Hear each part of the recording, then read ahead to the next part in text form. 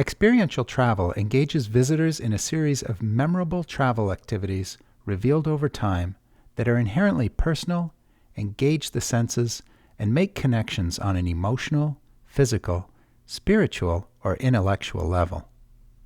Canada is home to a collection of travel experiences that delight, inspire, and engage visitors from around the world. Canada is investing in new experiences that feature our culture, cuisine, nature, and real people.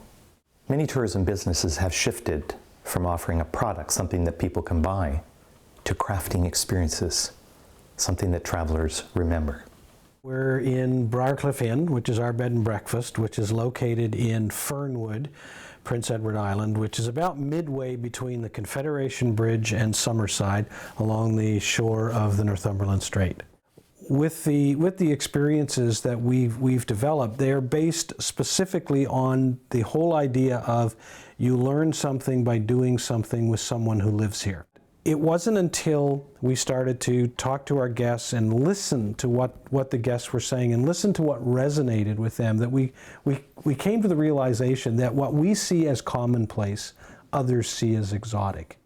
This shift from product to experience requires a better understanding of travel values, why people travel. The Canadian Tourism Commission has invested in the Explorer Quotient, or EQ, to help us understand the different traveler types that are coming to Canada. Experiences can be added as a layer to what is offered at the present time, aligned exactly to what travelers are looking for. There are people that are looking for something different, a way to connect with the place, a way to meet people and interact with the people who live here. There are visitors who are interested in the culture of a place. Europeans in particular seem to be quite interested in immersing themselves in the local cultures. They talk about the experience in one way, but they talk about the meeting and the personality of the person that's giving and providing that experience much more because they're connecting with that person. When we first came up with the idea of the oyster fishing experience, I went and approached Erskine, and I sat down with him and introduced myself and explained what we were hoping to accomplish. You know, his first reaction was, well, we're oyster fishermen. We're not in the tourism business. And I said, well, you know, what you don't realize is that you are in the tourism business, because our guests come back and ask, who are those guys out there in the boats with the long sticks? What are they doing? Yeah, we're going to rake up the oysters. Less harm to our environment. Up comes our oysters. We have everything on there, from a 3-year-old oyster way down to a small little 1-year-old. The age of the oyster is determined by how many rings is on it. You can see where it's got its first years of growth right here, and then it'll come up here to a 2nd year of growth, and then the 3rd year finish. So let's switch sides. Yeah. Right. Now you've seen how I've done it. Oh, look at this. So what we'll do with this is we're going to put it through the cleaner. Set that right in there. Pop. There you go. You've got your first oyster. There's some big guys. Look at those. Isn't that beautiful? Wow. One right there. 1 year, 2 years, 3 years, 4 years, 5 years, 5, and then 6. That's wow. So are you looking for work in this industry? Because you seem to have a touch. I seem to have a bit of a knack for it. You do have a bit of a knack for it, and I'm thinking you'd be quite successful. People love to do this because it's an experience. It's actually what happens on Prince Edward Island. It's what we're all about. This is part of PEI.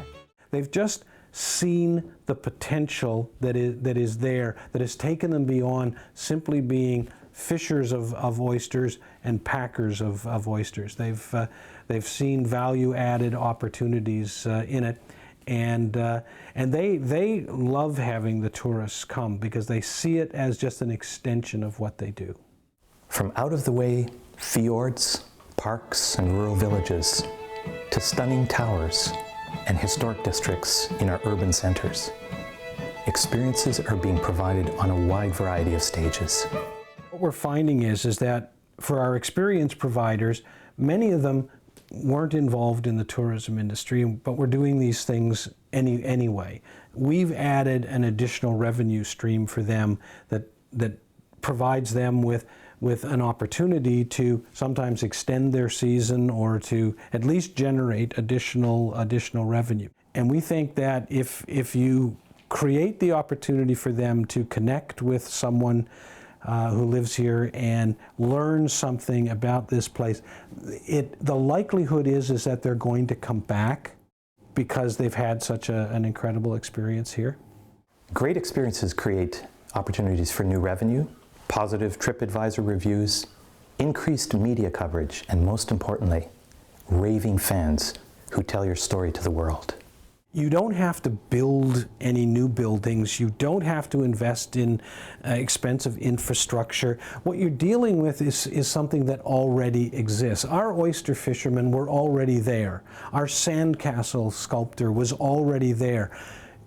And whether you run a bed and breakfast, a hotel, a restaurant, if you're in the tourism business, within your community, there are people who are doing fascinating things and who are very interesting people.